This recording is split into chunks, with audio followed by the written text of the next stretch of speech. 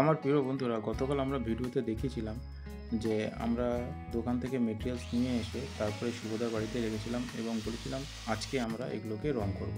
তাই এই রং করার আগে আমরা বোর্ডগুলোকে আগে কেটে নিচ্ছি, যেহেতু আমাদের এই 4 বোর্ডগুলোতে কোনোটা দিয়ে 3টে পাইপ, কোনোটা দিয়ে 2টো পাইপ, আর এই 6 4 4 8গুলোর বোর্ডের মধ্যে যে কোনোটায় 5টা কোনোটায় 6টা পাইপ ঢুকবে। তাই জন্য আমরা এই বোর্ডগুলোর মাথাগুলো কেটে নিচ্ছি। আর 4-8 বোর্ডগুলোর মধ্যে আমাদের হচ্ছে অ্যাডাপ্টার বসবে, যেহেতু আমাদের দুটো ঘরে সিলিং কেটে প্রোফাইল চ্যানেল লাগানো হবে। তা সেই ক্ষেত্রে দুটো অ্যাডাপ্টার যাতে রাখা যায়, তাই জন্য আমরা এই 4-8 বোর্ডগুলো ব্যবহার করেছি।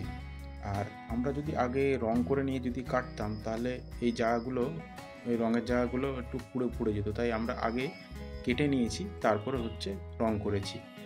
আর প্রিয় বন্ধুরা, আমাদের এই যে সিঁড়ি ঘরে যে ছাদটা দেখছেন, এটা এখন হচ্ছে। তা এইটার মধ্যে এখন আমাদের হচ্ছে রড বাইন্ডিং হবে এবং পরশুদিন আমাদের ছাদ ঢালাই হবে। সেখানে আমরা কিছু লাইটের পয়েন্ট এবং কিছু ঝাড়বাতির পয়েন্টও করব, সেগুলো আমরা দেখাবো।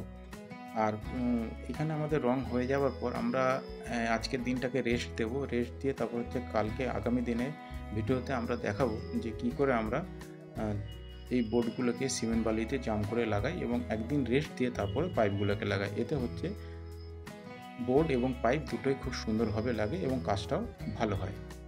তারপরে আমাদের প্লাস্টার হয়ে গেলে, তারপরে যখন আমাদের রং হবে, রঙের আগে আমরা হচ্ছে বোর্ডটাকে পলিশ করে তারপর ইনসাইডে আমরা হচ্ছে আবার রং করে দেবো। রং করে তারপরে হচ্ছে আমরা তার ভরবো। আর প্রিয় বন্ধুরা, আমাদের এই শুভঙ্করদার বাড়িতে যে টোটাল যে সিঁড়িঘরটা আছে, এই টোটাল সিঁড়িঘরে আমাদের হচ্ছে প্রোফাইল লাইটের কাজ হবে এবং সেটা সেন্সার দিয়ে কাজ হবে। তো এই ভিডিওটাও আমরা দেখাবো, কিন্তু এর জন্য আমাদের মোটামুটি মাস 2 সময় লাগবে, যেহেতু এখন প্লাস্টারের কাজ নিচে চলছে আর উপরে এই সিঁড়িঘরের ছাদের ঢালাই কাজটা চলছে। প্রিয় বন্ধুরা, যেহেতু আমাদের এখনও নিচে কাটিংয়ের কাজ পুরো সম্পূর্ণ এখনও হয়নি, তা আমরা কি পয়েন্ট করেছি, কোথা দিয়ে কানেকশান এসছে, এই ভিডিওগুলো খুব তাড়াতাড়ি নিয়ে আসবো। আর এই কাজ করতে করতে হট করে আমাদের আবার এত শুকনো ওয়েদারে হট করে আবার বৃষ্টি চলে আসে।